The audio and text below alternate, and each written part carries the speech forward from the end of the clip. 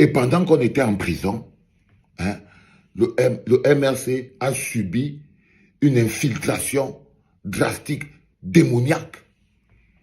Donc, l'opération de boycott de l'élection de 2020, si vous vous rappelez bien, ce n'était pas la crainte de Clément Atanga. Non. Ce n'était pas la crainte de l'État. Ce n'était pas la crainte des fraudes. Non. Ce n'était pas ça qui avait poussé le boycott de 2020. Ce n'est pas ça. C'est le fait qu'il fallait sauver le parti.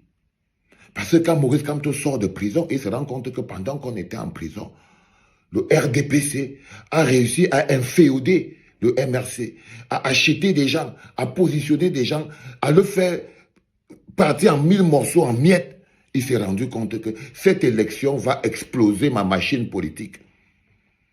Si je participe à cette élection, ça va péter ma machine politique en plusieurs morceaux. Le MRC n'existerait plus aujourd'hui. Donc, c'est une opération de survie. Le boycott de 2020 était une opération de survie. Vous le savez. Vous le savez très bien que c'est une opération de survie. Ce n'était pas une opération de crainte de la fraude, une opération d'avoir peur de la fraude, non. Ça n'avait rien à voir avec ça. C'est une opération de survie, sauver le parti.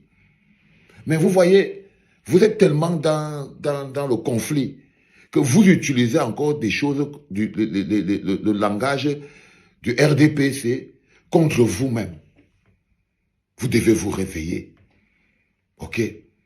Cette élection est différente des autres élections simplement parce que le système est plus faible. Le système est plus malléable. En ce moment, c'est le dernier coup de hache qui fait tomber l'arbre. Vous ne pouvez pas faire que tous les jours, vous tapez un arbre pendant 1 an, 10 ans.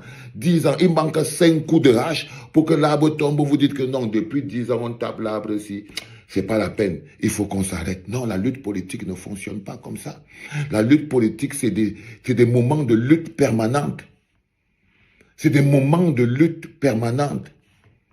Et cette élection législative et municipale, il y a peut-être des gens qui vous disent que non, les gens vont aller gagner les mairies, vont aller gagner les députations et tout et tout. Non. Ça, c'est des choses qui sont liées à l'État. L'élection est d'abord un moment de lutte.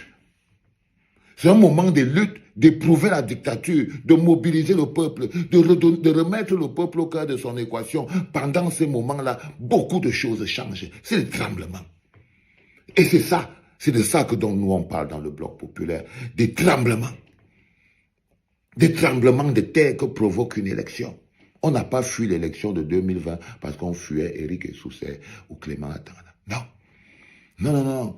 Une opération de survie du parti était nécessaire à cette époque-là. Elle était nécessaire à cette époque-là. Donc l'élection n'était pas quelque chose qui était plus important que la survie du parti. Maurice Kamto a dû choisir entre l'élection et le parti. Donc à quoi ça servait d'aller à l'élection si c'est pour perdre le parti derrière? Il faut à un moment donné que on dit que raison, sachons garder. Il faut savoir garder raison. C'est extrêmement important, les enfants. Les bonnes questions que vous devez vous poser, c'est que si jamais on ne participe pas à cette élection, si on n'amène pas le peuple à la conquête de sa vie, si on ne profite pas de cette élection pour continuer à inscrire les jeunes sur les listes électorales, à éduquer le peuple, à cogner le peuple, à donner au peuple la force de continuer de cogner la dictature, alors que le peuple est à quelques mètres de faire tomber ce système. Moi, je vous dis qu'on n'y est pas loin. Non. C'est que les gens pensent que non, c'est le bras de fer. La lutte contre un régime de 43 ans d'âge au djoulaïste, c'est une lutte sur la durée. Et chaque moment de lutte, il ne faut manquer aucun. Sauf si c'est pour ta survie, parce que si tu meurs avant, tu ne vas pas continuer. Ce qui était le cas du boycott de l'élection de 2020.